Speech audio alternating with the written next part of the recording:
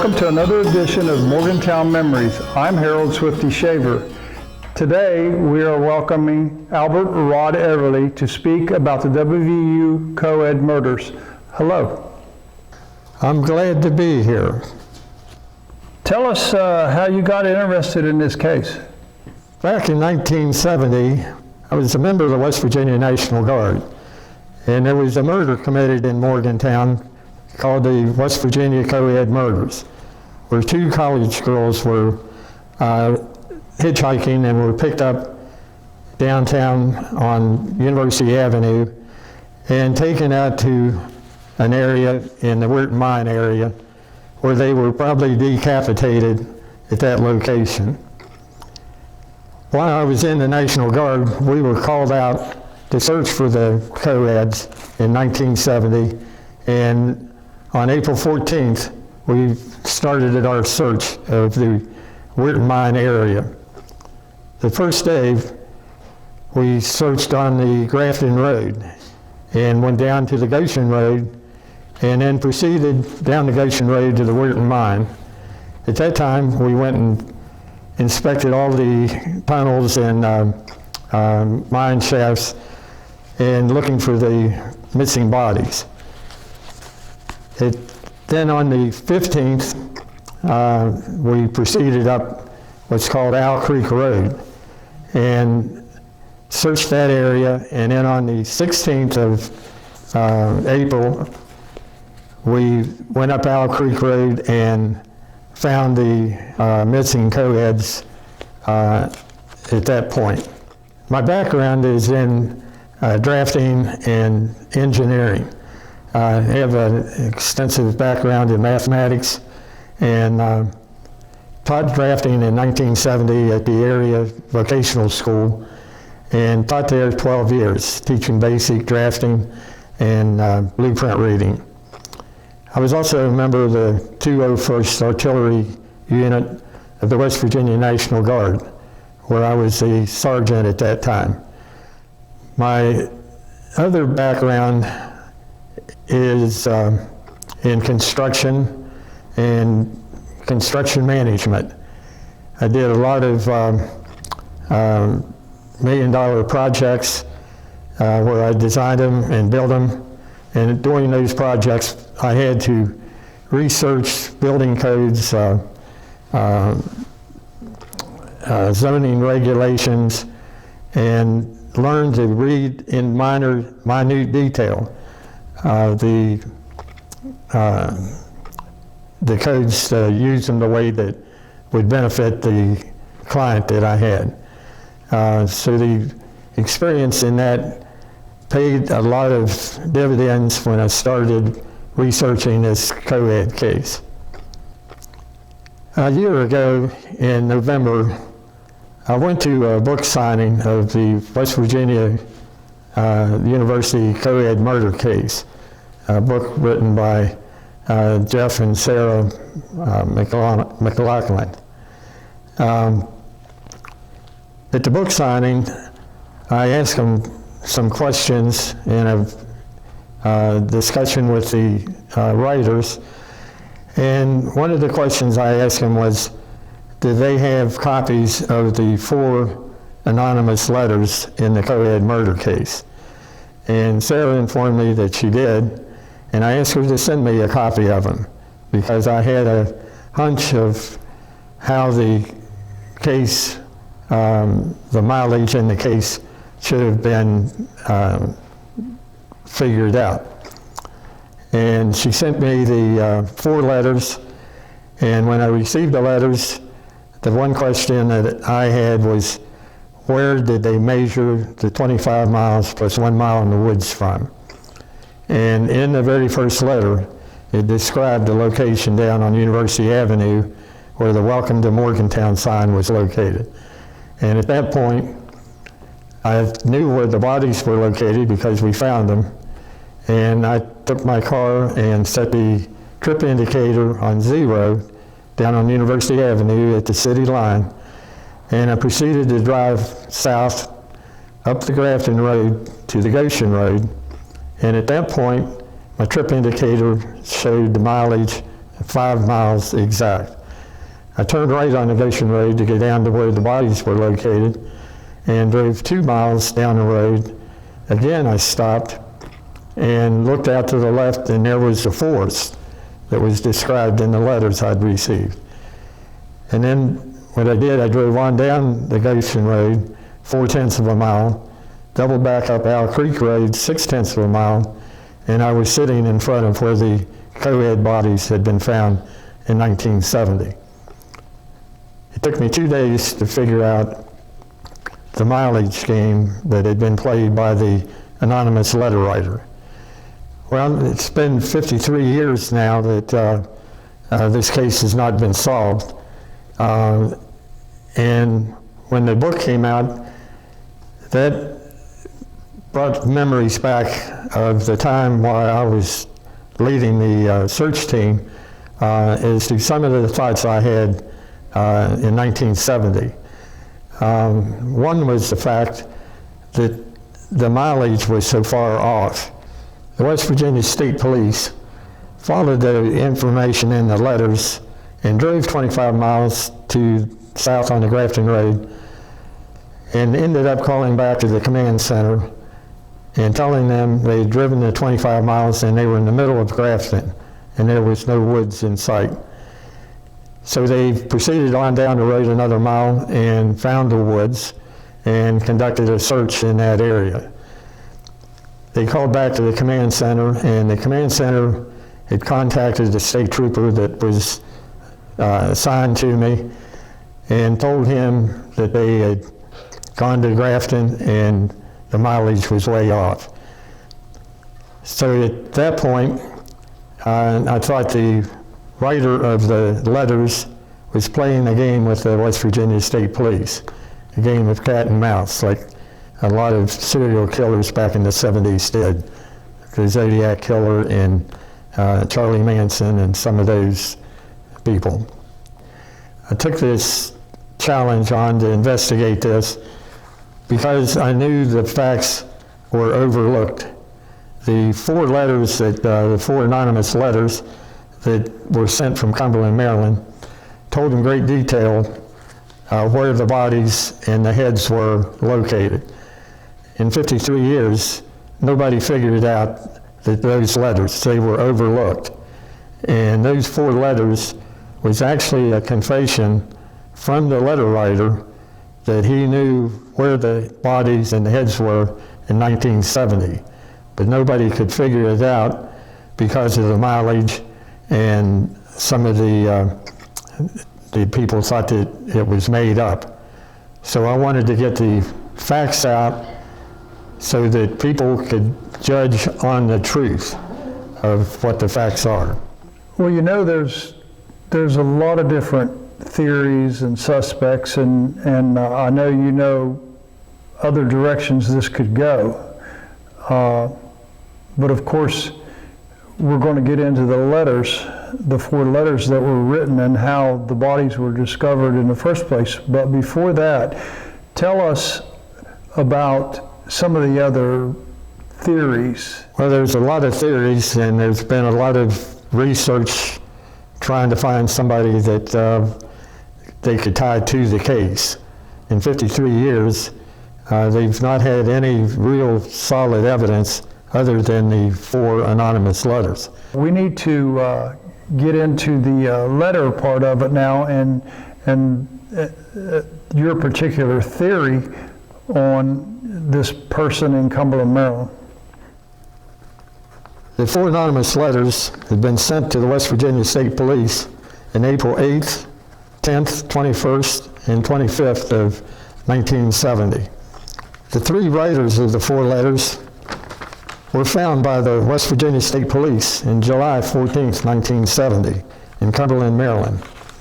They were the Reverend Robert Warren Hoover, who was a self-ordained minister of the psychic science religion in Cumberland, Maryland.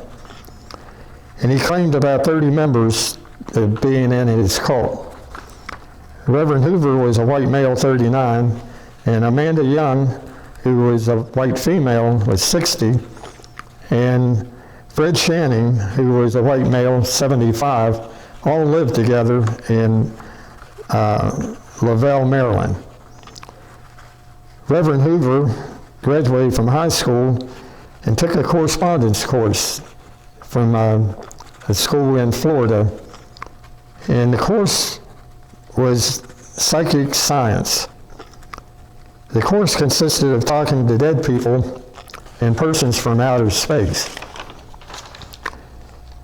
His only other work experience was a short time of working as an electrician. Reverend Hoover and the members all got their information from the spirit world. Reverend Hoover, Annabelle, and Fred also confessed to the Maryland State Police and also the West Virginia State Police that the three of them wrote the 4 anonymous letters and mailed them to the West Virginia State Police on the dates previous in 1970. Hoover also told the police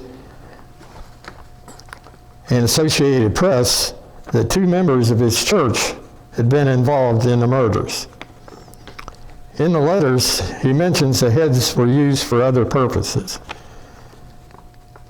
I don't know if that is sacrificed the heads to the spirit world or what purpose they had. As a personal opinion, I feel that the 2 coeds were killed for their heads only. According to the autopsy report, the girls showed no signs of sexual activity, no trauma to the body, no drugs, alcohol, pot, cuts, or broken bones. The bodies were fully clothed, and except for 1 fur coat and a pair of fur boots, everything else was in place. The autopsy report also stated their time of death may have been 2 or 3 hours after having eaten, according to the coroner.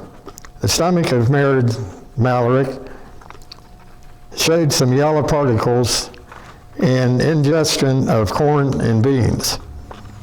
So the coroner placed the time of death within 3 hours of the time that they ate.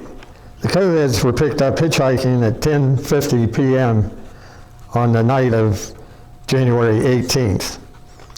If you round that off to 11 o'clock, and you say from 11 o'clock you go 3 hours, say they ate at 11 o'clock or at the movie, that would put them in time of death being around 2 o'clock in the morning.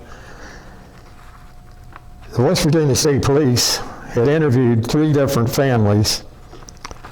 On the morning of January 19th, 3 different families had stated that they heard screams coming from the crime scene area the night before. The screams were around 2 or 3 o'clock a.m. The screams lasted less than 5 minutes. From that testimony of witnesses, it seems that the girls may have been killed right there where the bodies were found. There had also been reports of a car matching a description of the car that picked up the coeds. The car was seen in the immediate area of the crime scene before the bodies were found. There was also a witness report of a pot party on the weekend, that weekend in the Wheaton Mine area. There was also a witness report from the roommate that said that her roommate had attended that pot party and that she had seen something that night that upset her terribly, and she wouldn't talk about it to anybody. And she shortly thereafter dropped out of school at West Virginia University. That's one lead that has not been followed up on. Go back and talk about the 3-month law, the 88 days from January 18th, 1970 to April 16th, 1970. There were no leads, sightings, contact, or activity in the COED case, and no news releases from the newspaper or the media. At this time, April 8th, the Dominion News released information to the public that the purse of one of the girls had been found on the Grafton Road. Again, nobody knew where the bodies were except the killers. The very same day of the news release, an anonymous letter writer in Cumberland, Maryland, wrote his first anonymous letter. He wrote 4 more letters to follow in the next 17 days. That first letter was received the very next day by the West Virginia State Police, April 9th. At this time, the West Virginia National Guard was activated to help the West Virginia State Police in the search for Merritt and Karen.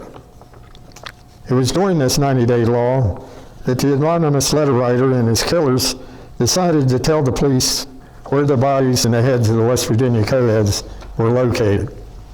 Between January 18th and April 16th, Reverend Hoover had a seance with the spirit world. The spirit world gave him detailed information on the co-ed murders and the location of the bodies and the heads. Reverend Hoover claims that his seance was with the killers. He even taped the seance for future use.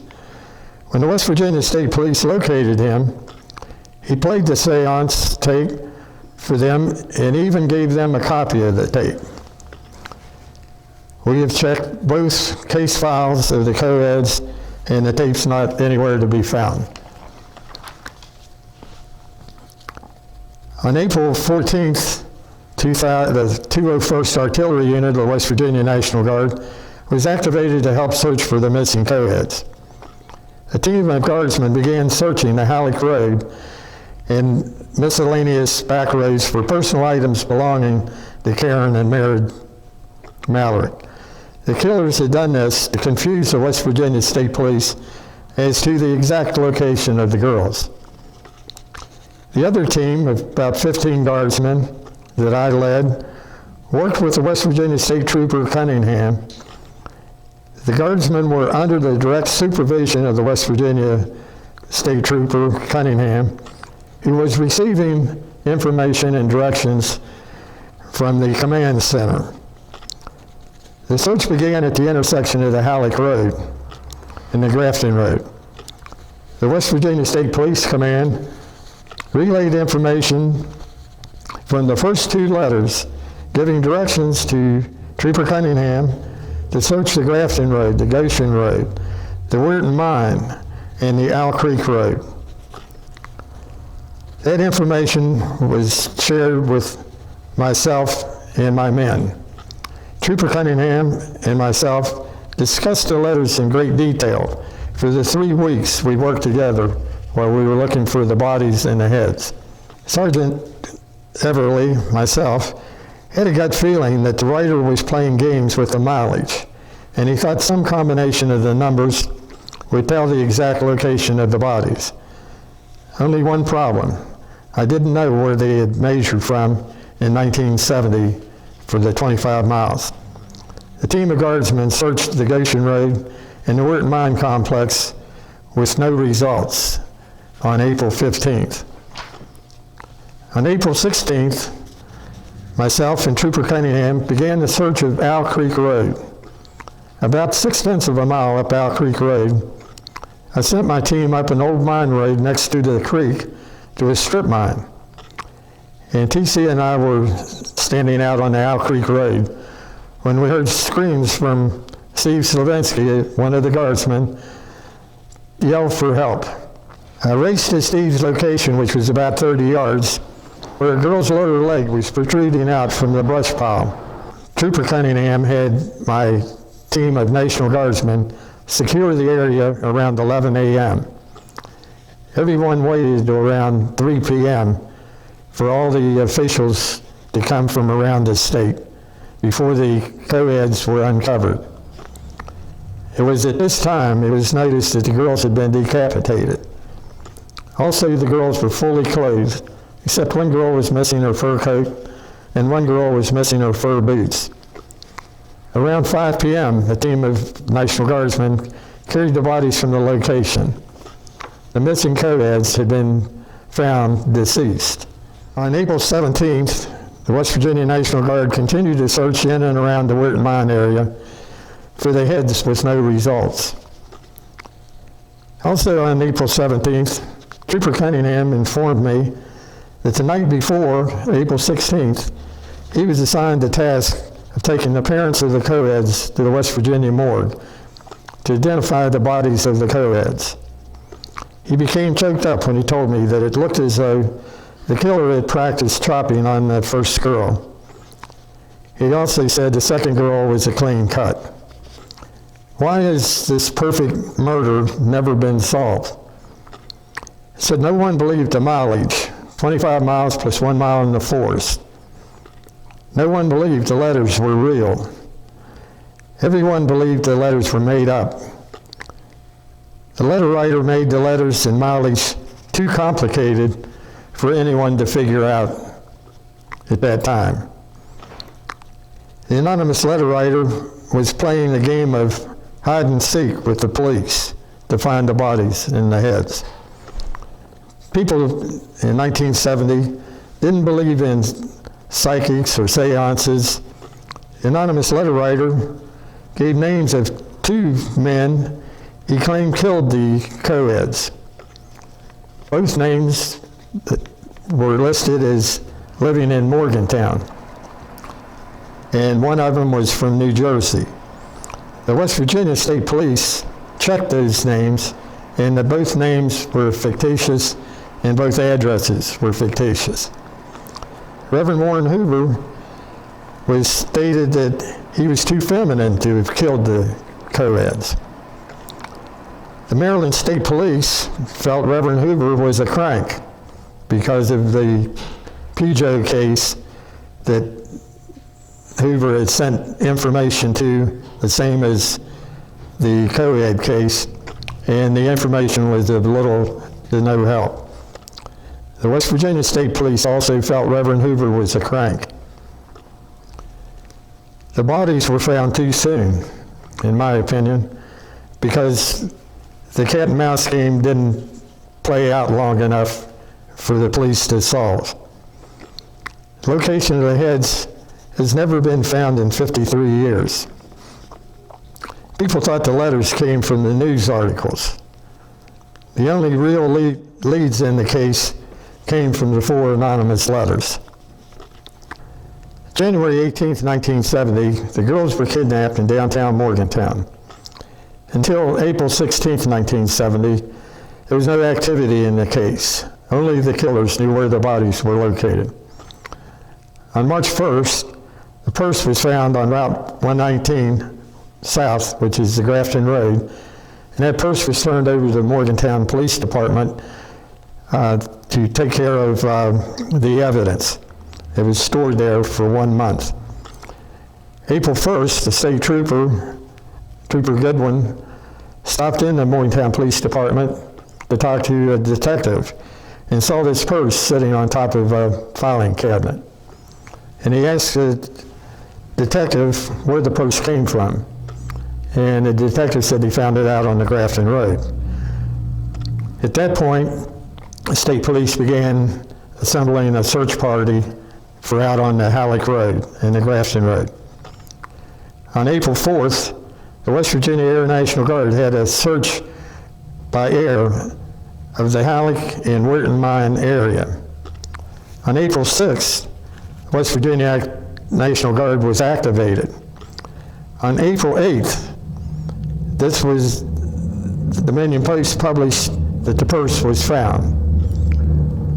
Also, on April 8th, the first anonymous letter was written in Cumberland, Maryland. And in that first letter, it stated twice exactly where the bodies were located. On April 9th, the first letter was received by the West Virginia State Police. Again, on April 10th, a second anonymous letter was written in Cumberland, Maryland. April 11th, that letter was received by the West Virginia State Police. April 13th, pill bottle, compact, glasses, pen, different items were recovered out on the Halleck Road by the National Guard. On April 14th, the first day that the National Guard began a foot search. On April 15th, my guard unit searched the Grafton Road, the Goshen Road, and the Weirton Mine. That was also the day that the police drove to Grafton. On April 16th, the bodies were found on Owl Creek Road. April 16th, driver's license was found on the Grafton Road. April 21st, third anonymous letter written telling about where the heads were located. 22nd, West Virginia State Police received that. 4 days later, April 25th, the fourth anonymous letter was sent to Dr. Malarik, married Malarik's father. On April 26th, fourth letter was received by the West Virginia State Police. July 14th, Lieutenant C.C. West, the West Virginia State Police and handwriting expert, had gone to Cumberland, Maryland, and met with Lieutenant Conrad of the Maryland State Police and found the writer of the 4 anonymous letters in Cumberland, Maryland, strictly by accident. July 17th, 1970, West Virginia State Police troopers Rogers and Goodwin, along with Assistant Prosecuting Attorney Edgar Highschool, traveled to Lavelle, Maryland to interview the 3 letter writers, Warren Hoover, Annabelle Young, and Fred Shanning. On April 8th, the first letter is received by the West Virginia State Police. Letter number 1, the location of the bodies. I have information on the whereabouts of the bodies of Maren Malarik and Karen Ferrell. Follow the directions very carefully. To the nth degree, you cannot fail to find them. Proceed 25 miles directly south from the southern line of Morgantown. Enter into the forest exactly 1 mile. There are the bodies. 25 miles plus 1 mile in the forest. If you add the numbers left to right, you get 2 plus 5 plus 1 equals 8 miles to the bodies with no turns. That's straight to the bodies. The letter writer used 3 different combinations of the number 8 to fool everyone. 2 plus 5 plus 1, 5 plus 2 plus 1, and 2 plus 6 equals 8 miles to the bodies. At the bottom of letter 1, the writer said 25 plus 1 equals 26 miles total. If you take the 2 and add the 5 plus 1, that also equals 8 miles exact to the bodies. You'll see this number again in letter 4. There are 6 different combinations of the number 8. The writer chose 2, 5, and 1, and also 5, 2, and 1, and also 26, 2, and 6. The 6 different combinations are 2, 5, 1, 5, 1, 2, 5, 2, 1, 1, 2, 5, 1, 5, 2, and 2, 1, 5. All those combinations add up to 8. So out of that, he picked 2, 5, 1 to make the mileage so that the police couldn't break the code on where the bodies were located. In the 4 letters, he told everyone 6 times the exact location of the bodies, 2 times the exact location where the heads were located. Will reveal myself when the bodies are located. Sincerely, Triangle. We'll skip to letter 4 because it also had a place in there where he became upset with the state police and just in his mind just threw out the exact location to where the bodies were. He says all of a sudden the police have been complaining about an error in the mileage in my second letter. After one is driven in an oval pattern 26 miles under the weather conditions of January, it is possible to make an 18-mile error in the precise location of the bodies. First thing I did, I broke 26 miles down, and I questioned why 18 miles. And then the more I thought about it, I subtracted the 18 miles from the 26, and what did I get? 8 miles exactly to the bodies.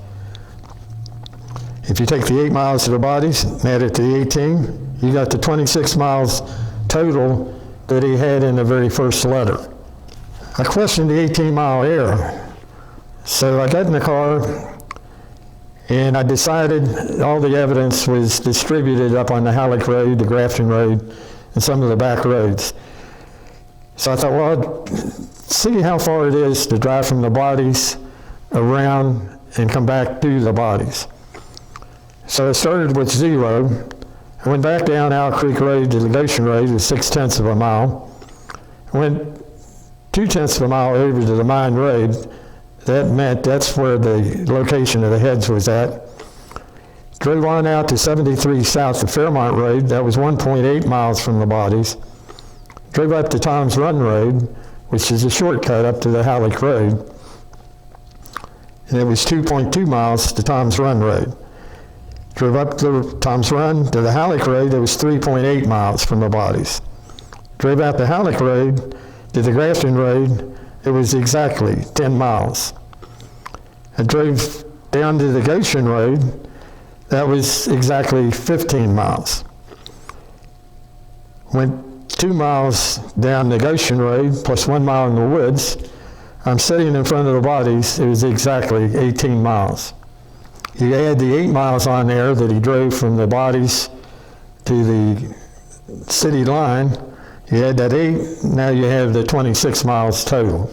Showed a copy of the original letter from Reverend Hoover. And in that original letter, you'll see down at the bottom left-hand corner, he drew a map. Shows the city of Morgantown in a black dot. And it shows a line, which was the southern limit of the city of Morgantown. He drew a line straight down the page. And on the left-hand side, he says, follow this line. You come to another line, and he has a note on the right side that says, edge of the woodland. And down at the bottom, he has a dot. That's where the bodies are. So on the right-hand side, he put a dimension line, 25 miles. So if you take the 25 and you put 2 plus 5, now you got 7 out in the column, and you add the 1 mile in the woods, you've got 8. So in this map, he shows you that the bodies are exactly 8 miles from the city line of Morgantown. In letter 2, he says, reread my first letter. Remember, this is 2 days after the first letter. He says, if you reread my first letter carefully, you'll see the directions were specific. You go directly south from the city, meaning the southern limit of Morgantown. Straight south 25 miles, you will come to a forest woodland. Enter in 1 mile. And he had south in parentheses. Put the compass right there where you enter the forest, and if you go on down the Goshen Road, you go directly south. He says, fanning out, you will locate the bodies of the girls covered over with brush. Look carefully. The animals are now on the move. So he tells you specifically that they were covered with brush, which they were. They were laid on top of stones because the ground was frozen. The animals are now on the move. The one girl's leg had been pulled out of the brush pile, and the foot was eaten off of it, and one finger was missing. He says, do trust, this will help you to the exact location. Will still identify myself when the bodies are located. Sincerely, Triangle. Some notes that I had were, the writer is upset the West Virginia State Police are not moving fast enough. The writer has been back to the bodies in the 88 days from January 18th to April 16th. The writer wants the bodies to be found as soon as possible because the animals had already gotten into the leg of one of the girls. The writer was watching us daily. Trooper Cunningham and I both felt that we were being watched. The writer wanted credit for finding the bodies. He made no bones about that. The writer knew who actually murdered the coeds or murdered them himself. The writer knew the exact mileage, 8 miles to the bodies. And the writer also wanted the reward money of $3,500, which at that time was a good bit of money. In letter 3, the first 2 letters, he never mentioned the heads being missing. But in letter 3, he gives the coordinates to locate the heads. And he says, I'm sending along another clue. The heads can be found from the position of the bodies by striking out 10 degrees southwest for the first head and approximately 10 degrees southeast for the second, roughly 1 mile. You covered 7/10 of that mile already. They are within the mine entrance, if you can call it an entrance, considering its condition. They are buried not over 1 foot in depth. You take, in parentheses, you take 1 mile, already covered 7/10 of that mile, you have 3/10 of a mile left. Just keep that in mind. The ones responsible for the murders scattered some of the girls' personal effects over the general area, creating a pattern of confusion, making it difficult for you to pinpoint any exact locations. Don't give up now. I will still identify myself when your investigation is completed. He's telling them he's not going to reveal himself when the bodies are found, but now when they find the heads, then you've completed your assignment. It is exactly 1.1 mile from the bodies to the center of the old wrecked gate, and 1/10 of a mile to the sump hole, which is 1.2 miles. I took my compass and placed it in the center of the gate to check the coordinates from letter 3, south 10 degrees west and approximately 10 degrees southeast for the other. There is a large settlement pond that's located in the area where the heads might possibly be. I contacted the owners of the property for permission. They referred me to a former engineer who had supervised the construction of the pond in the late 1980s. The engineer knew everything about the ground in 1987. He identified a broken down mine gate that was there when they began putting the pond in. He told me that they had torn the gate down and buried it along the creek. I asked him about the location of the road, and he said that's the original location, and I had a map from Geologic Survey that showed that road being there in 1957 and 1979. And that area that we were looking at was all flat, where they built the retention pond. The location of the sump hole, I had no idea where the sump hole was, nor the owner of the property.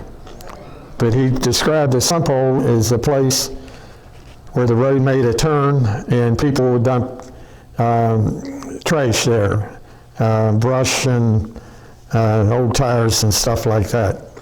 That's what is considered a sump hole.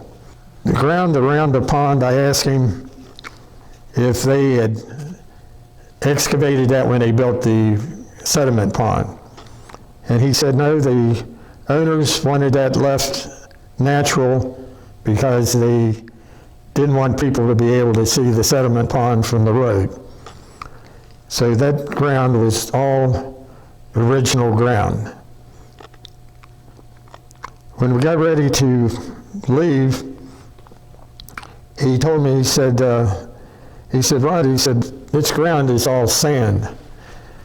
And he said, I asked the owners if they wanted me to load the sand up and sell it to a concrete company. And they told him they didn't want to do that, leave it the way it was.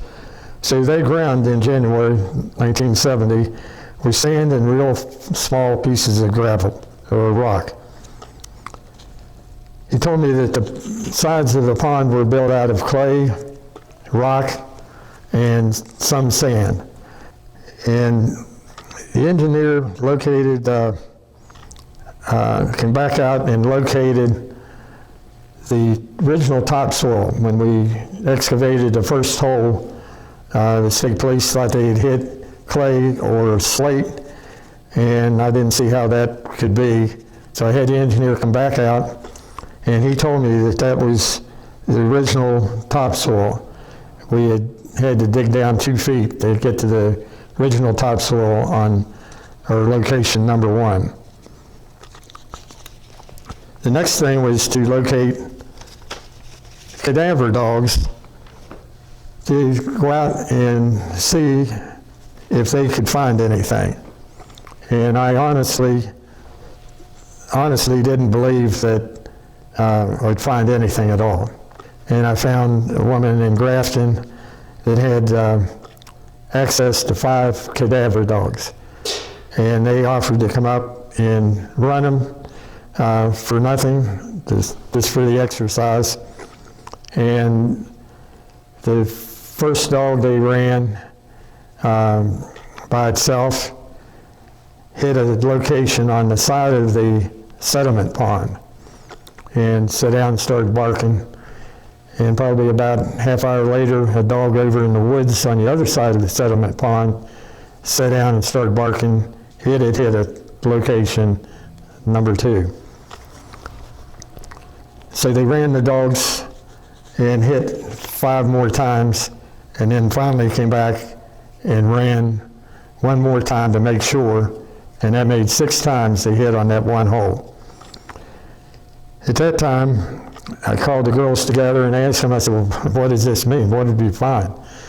And they told me that they had found human scent, human remains.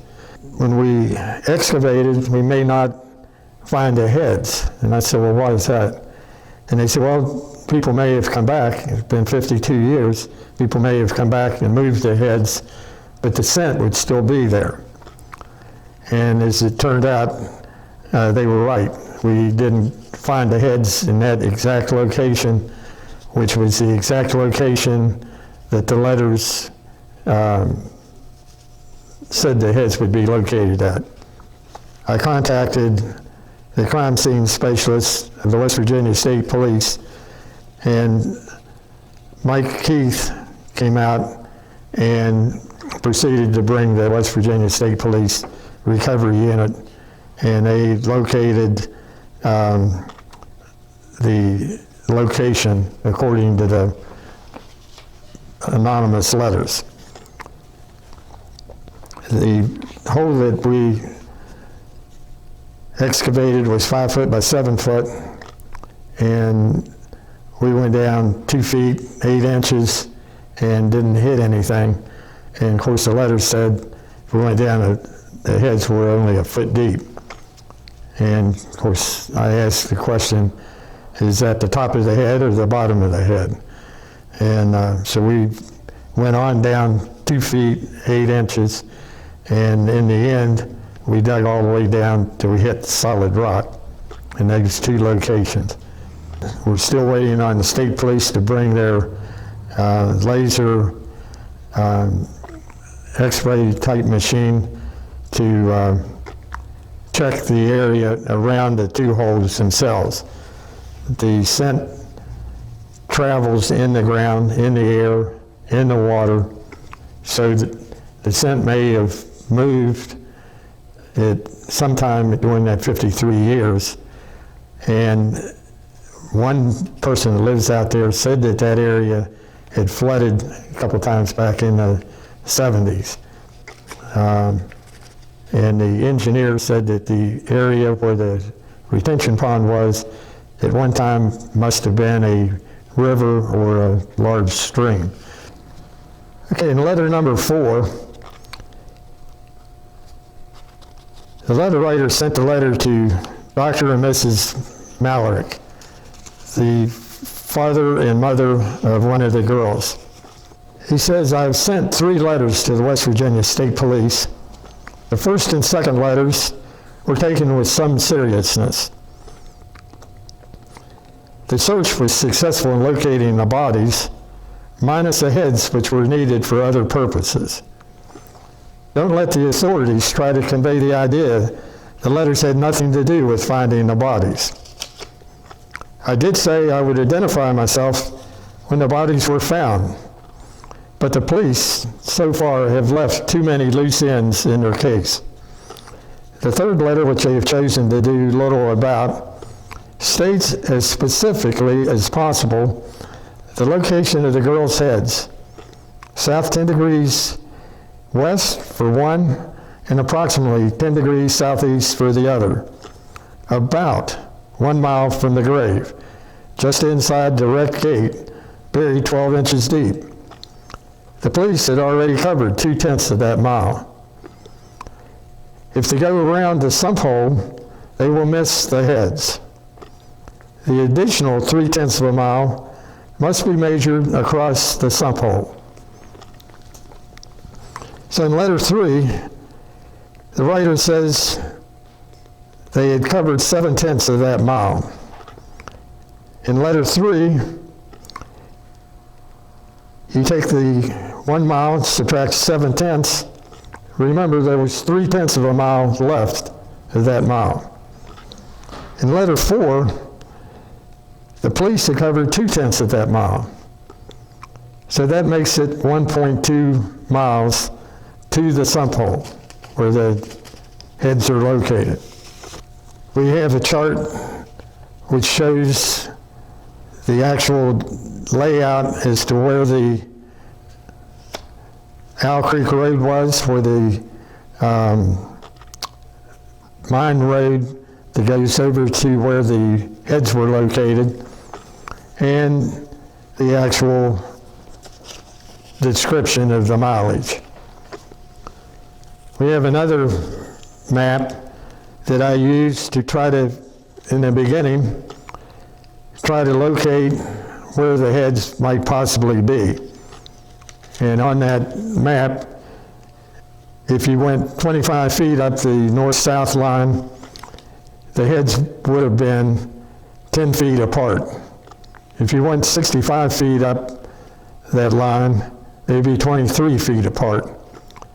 And if you went 150, they would be 62 feet apart. I was trying to see approximately where the heads were located. I thought they would be just inside the gate. As it turns out, on the map, you'll see that hole number 1 was 305 feet from the gate. The sump hole was 375 feet from the gate, and hole number 2 was actually 120 feet from the center of the gate. And it was about 10 to 15 feet off the southeast line of 10 degrees. So it was, when I saw that, I was disappointed because like the first one fell right on the line. And the second was about 10 to 15 feet off. I went back and read the letter, and the letter said the second one was approximately 10 degrees southeast. So 10 feet, I take that as being approximate, and that's pretty close. We have another map which shows the exact location of just the location of the 2 holes, location of the sump hole, and the angles, and the creek, and the road.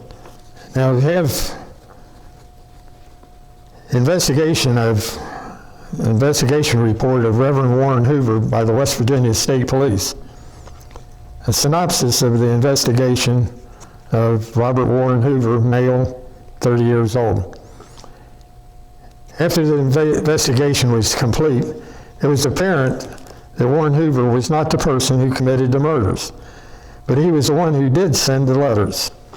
It was learned that Reverend Hoover does not have a driver's license or a vehicle, and no member of his family has a vehicle.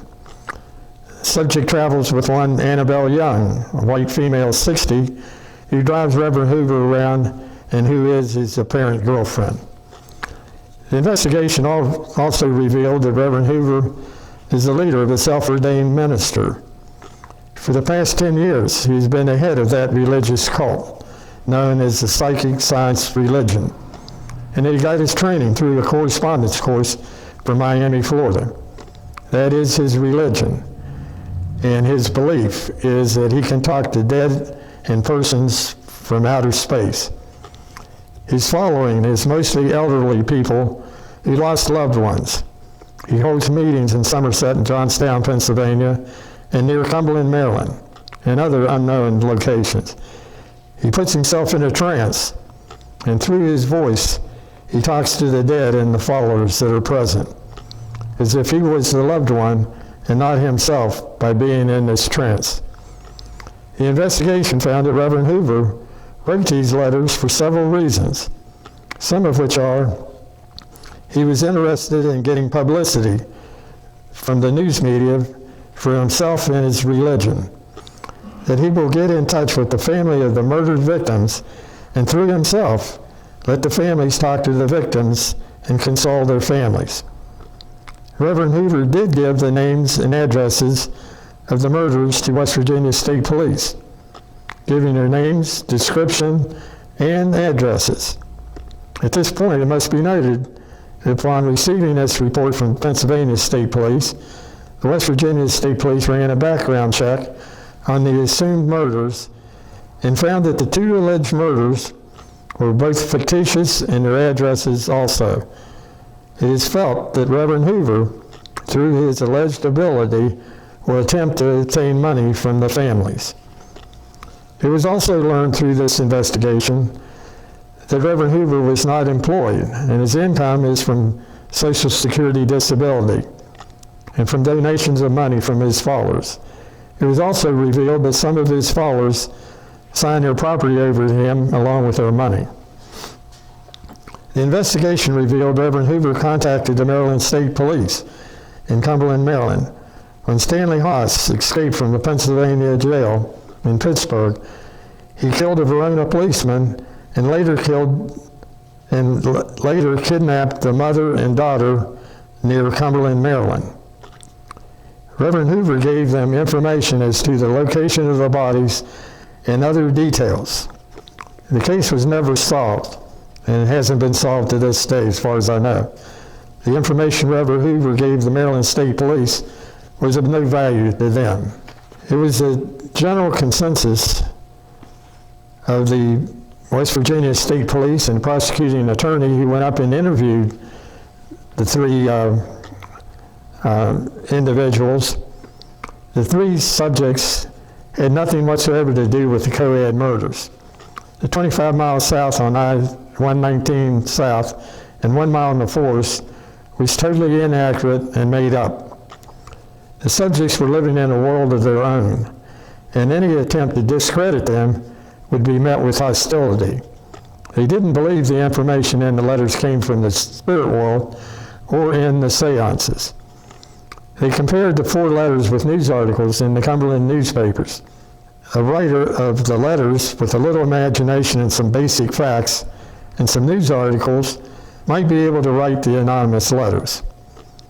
They didn't believe the spirit world or outer space could give the detailed description to the nth degree like the letters did. They did not believe the tapes were with deceased people. Dr. Spencer, the voice on the tapes, sounded just like Reverend Hoover. Both names and addresses of the 2 suspects were fictitious.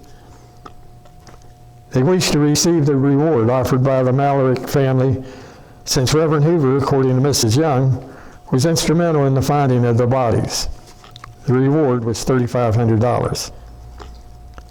Nothing found that anyone gave large amounts of money to Reverend Hoover. The subjects had offered no information during the Puget kidnapping investigation, and what little information they did offer was inaccurate and only tended to support the fact that they were mere cranks, according to the Maryland State Police. It seems that the West Virginia State Police were the same opinion as the Maryland State Police, and that was that they were mere cranks also. The West Virginia State Police never considered Reverend Hoover a suspect and never took the anonymous letters seriously. They were sure the letters were made up. When the West Virginia State Troopers were working the COED case, were transferred around the state, the case became stagnant and no activity since. The West Virginia State Police on April 23rd, 1970, did a great job. They went to the West Virginia University Med School and got psychiatrists and psychologists, and also the assistant prosecuting attorney, and two of the lead investigators for the West Virginia State Police, and asked these individuals to analyze the 4 letters and give their opinion of who wrote the letters, so they'd have some idea who they were looking for. The comments were, the letters were written by someone between the ages of 20 and 25, not below 20, nor someone above 50. Has a fetish for certain types of apparel, like garments, fur coats, or fur boots. Might have a footwear fetish. Suspect might like to rub fur as the missing fur coat and fur boots. Suspect might like to wear the missing articles. Suspect may try to prevent identification, such as to remove the heads to hide the evidence or cause a death for other purposes. Suspect didn't bury him in the ground. Maybe he couldn't think of a better way. The ground was frozen in January, or maybe he was in a hurry. Suspect might like to return to the site from time to time to view his handiwork and get his kicks. Suspect lives in the area. Suspect probably committed lesser crimes before. Suspect is emotionally flat. He's good at blocking out feelings. The murder was committed by a cult, possibly a hippie cult like Charlie Manson. Ridicule could trigger further violent reactions. Suspect that wrote the anonymous letters is in his later 20s. Suspect likes to play games. Suspect is likely to be energetic. Suspect has a great imagination and lives in a fantasy world. He's probably not married. He gets his kicks from using zodiac symbols. He is aloof and thinks he's important. He's probably not a college graduate. He has a superior attitude. He thinks he's very clever, but he is not. He gives very vague directions, but he thinks they're very specific and clear. He tells himself any trouble that the police have following his directions is because they are not smart enough. He might be a draftsman because of the drawing on the second letter and the coordinates for the location of the heads, or he thinks he has those skills. He probably fails with women. He is a frustrated man. He hates women, all of them. Trooper Goodwin asked the psychiatrist and the assistant prosecuting attorney, would you say the man who wrote these letters killed the coeds? Undoubtedly, Dr. Carter says, while every one of the psychiatrists and psychologists around the table simply nodded in agreement. The consensus at the table is the same man who wrote the letters killed Meredith and Karen. But Trooper Goodwin's gut tells him otherwise. Well, Rod, after all of this stuff that you've told us about the COED murders, who in your mind do you think is the prime suspect? I think without a doubt that Reverend Hoover and Annabelle Young and Fred Channing committed the crimes or knew who did commit the crimes. I think that there's room to investigate those 3 people as being the murderers. Because if they didn't do it, they were guilty of being an accessory. They do know. Now, all 3 of them are deceased now. So somebody needs to go back and investigate them as suspects.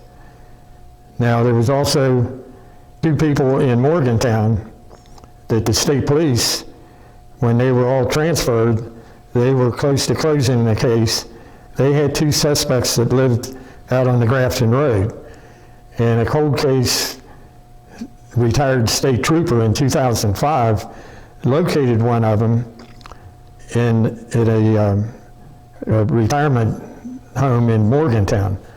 Talked to that guy 3 times, and from the interviews, he sounded guilty as could be, but the state trooper died after the 3rd interview. So nobody really found out, but he sounded like he was guilty. I tied him to Cumberland, Maryland, and Hoover, because he left the summer right after the coeds were found. He left and went to Cumberland, Maryland, and lived with the Amish for 25 years. Nobody ever talked to him. Nobody knew where he was at or what he did for 25 years until Trooper Hall found him at the nursing home. And his cousin left in January, right after the girls were kidnapped. He's the one that had the fur fetish, and he moved to Ohio, and they never interviewed him. I want to thank you for coming in today, Rod, and sharing this information about the WVU COED murders. Thanks for having me here today.